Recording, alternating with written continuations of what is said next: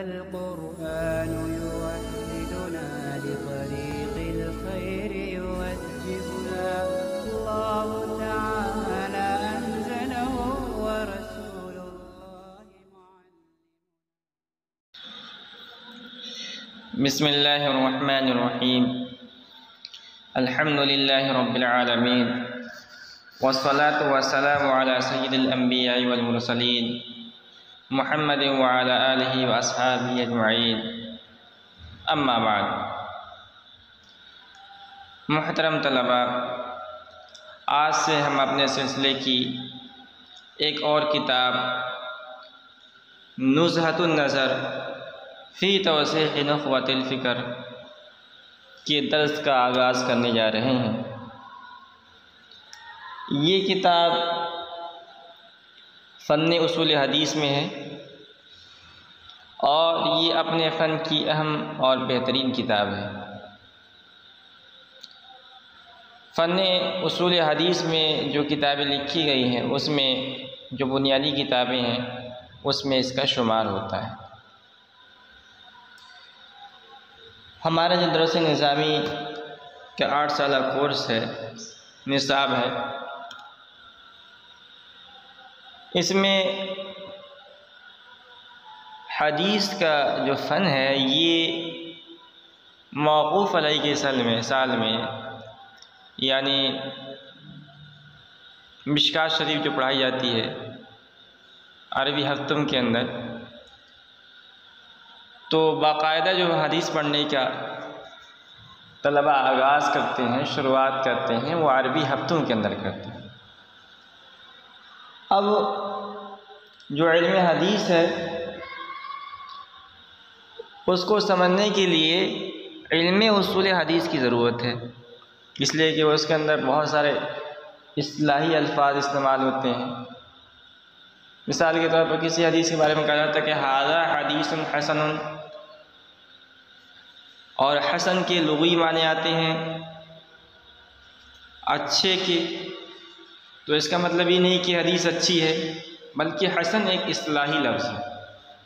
اسی طرح کسی حدیث کے بارے میں کہا جاتا ہے ھذا حدیث ضعیف، یہ حدیث ضعیف ہے. ضعیف کے معنی کمزور کے آتے ہیں.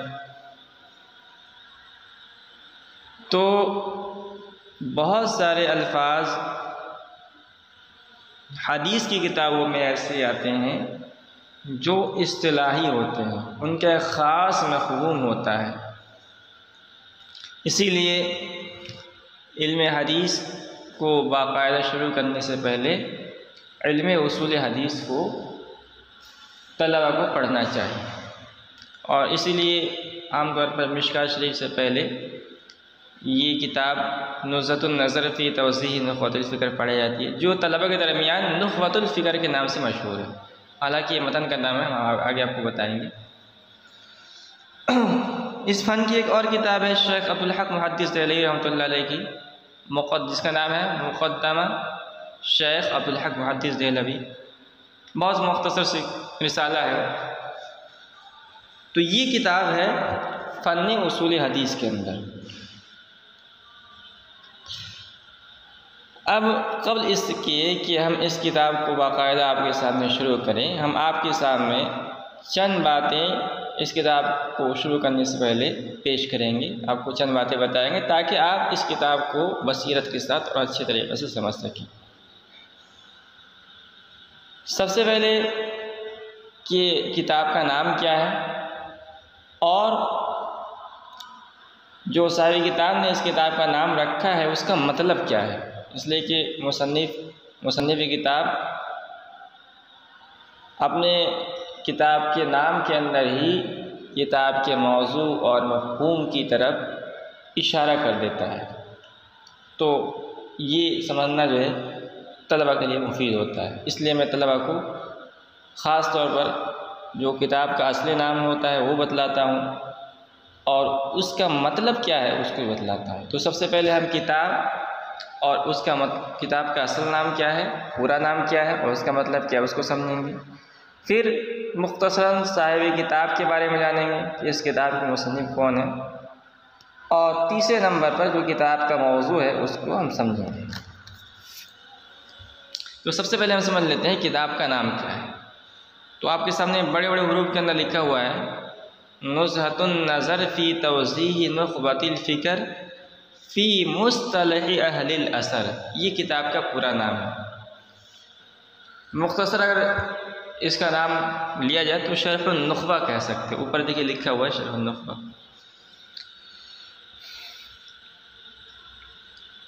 تو نزہۃ النظر فی توضیح نخبۃ الفکر اور فی مصطلح اہل الاثر کتاب کا پورا نام ہے. اور مختصر ہم اس کو شرح النخبہ سے بھی تعبیر کر سکتے ہیں. شرح النخبہ سے جب آپ نے سنا تو آپ کے ذہن میں یہ بات آئی ہوگی کہ یہ کتاب جو ہے بظاہر کوئی شرح ہے اور معاملہ بھی ایسا ہے. یہ کتاب یعنی نزہۃ النظر یہ نخبۃ الفکر کی شرح ہے.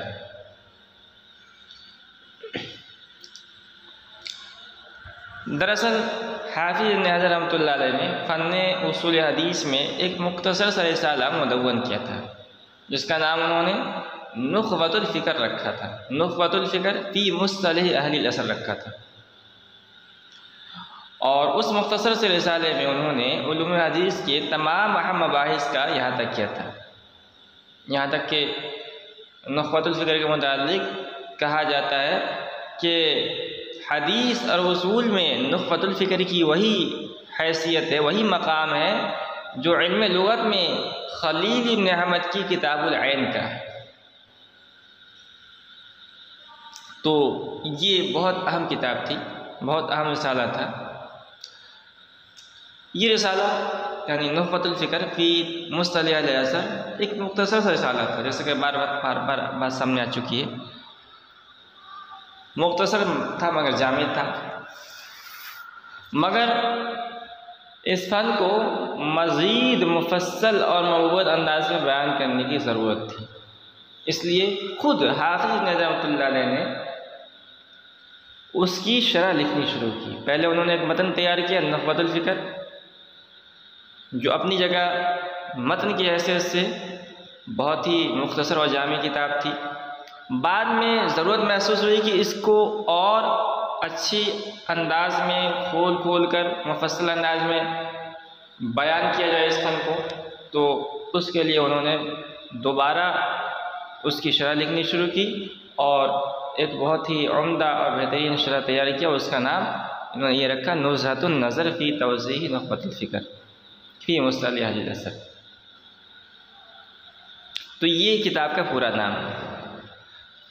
اچھا اس کا مطلب کیا ہے؟ تو اس میں دیکھیے پہلا لفظ ہے نزہۃ النظر. نزہۃ عربی زبان میں اس کے معنی آتے ہیں سیر کے, تفریح کے, تماشا کے معنی میں استعمال ہوتا ہے. اور نظر کے معنی آتے ہیں نگاہ کے. تو نزہۃ النظر کے معنی ہوں گے نگاہ کی تفریح, آنکھوں کی تفریح. گویا یہ کتاب علم اصول حدیث سے شغف رکھنے والے کے لیے ایک تفریح گاہ ہے جس میں وہ علم حدیث کے مباحث کو اور ان تمام چیزوں کو جو وہ اس علم اصول حدیث سے متعلق ہیں وہ طالب علم جو ہے دیکھ سکتا ہے اور حاصل کر سکتا ہے, اپنے علم کی پیاس کو بجھا سکتا ہے اور اپنی آنکھوں کو تسکین دے سکتا ہے. جس طرح ہم کسی خوبصورت پارک میں پھولوں کو, پودوں کو دیکھ کر ہماری نگاہوں کو ایک سکون حاصل ہوتا ہے, ہمارے دل کو ایک سکون اور اطمینان ملتا ہے. اسی طرح جو علم اصول حدیث سے شغف رکھنے والا ہوگا اور اس کتاب نزہۃ النظر کو پڑھے گا تو اس میں جو قسم کے پھول ہیں یعنی قسم کے اہم مباحث ہے اس کو دیکھ کر پڑھ کر اسے سکون حاصل ہوگا. اور اس کی جو متن کا نام تھا وہ تھا نخبۃ الفکر. نخبۃ کے معنی عربی زبان کے آتے ہیں چنندہ کے, چنیدہ بھی استعمال ہوتا ہے چنندہ.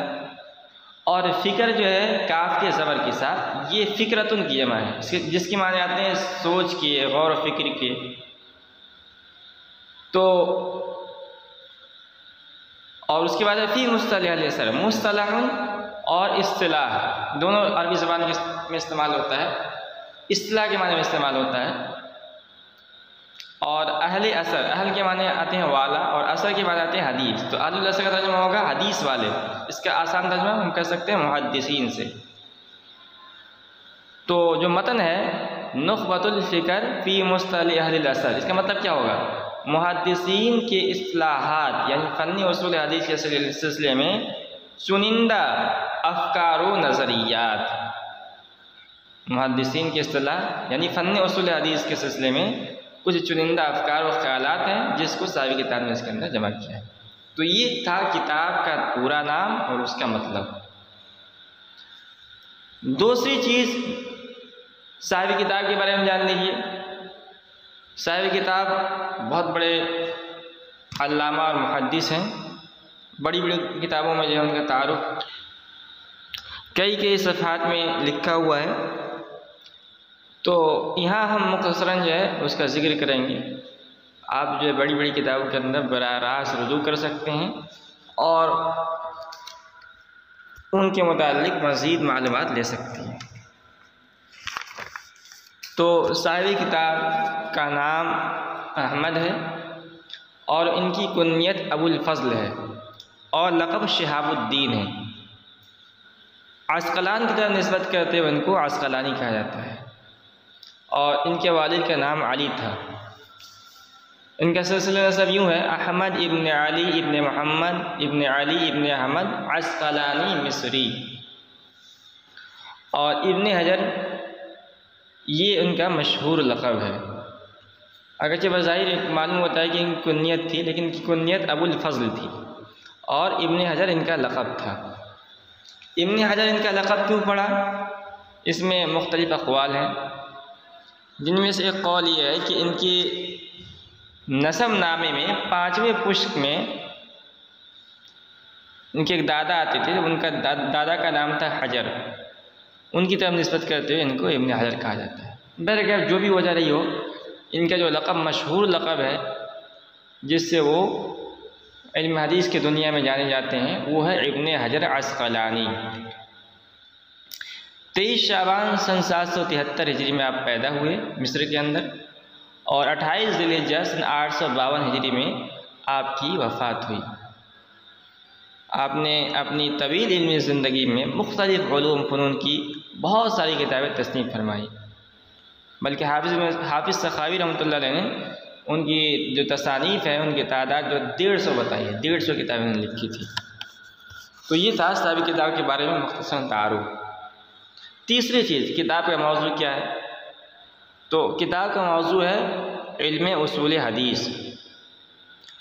علم حدیث جب ابتداءً یہ مدون ہوا تھا تو بس وہ ایک فن کی حیثیت رکھتا تھا، ایک ہی فن تھا وہ علم حدیث، اس میں کوئی یعنی تفصیل نہیں تھی، بس علم حدیث کے اندر بعد میں جتنے علوم نکلے ہیں وہ سب شامل تھے۔ بعد میں اس کی مختلف جو ہے قسمیں نکلتی گئی، اور جب محدثین نے اس پر کام کرنا شروع کیا مختلف حیثیت سے علم حدیث پر، تو مختلف علوم فنون علوم حدیث سے نکلے، جس میں سے جو ہے فن جرح و تعدیل ہے، فن اسماء و رجال ہے۔ اسی طرح ایک فن نکلا اس کا نام تھا علم اصول حدیث، اور ایک مستقل فن بن گیا۔ تو یہ کتاب جو ہے علم اصول حدیث کے اندر ہے، اور مشکات المصابیح جو آپ پڑھیں گے یا بخاری شریف پڑھیں گے، یہ علم حدیث کے سلسلے میں۔ تو یہ تھا کتاب کا موضوع۔ تو یہ کچھ مختصر باتیں تھیں کتاب سے متعلق جو انشاءاللہ آپ کے لیے مفید ثابت ہوں گی، اس کو ذہن میں رکھیے، اور اس کے بعد جو ہے ہم کتاب کا باقاعدہ آغاز کرتے ہیں۔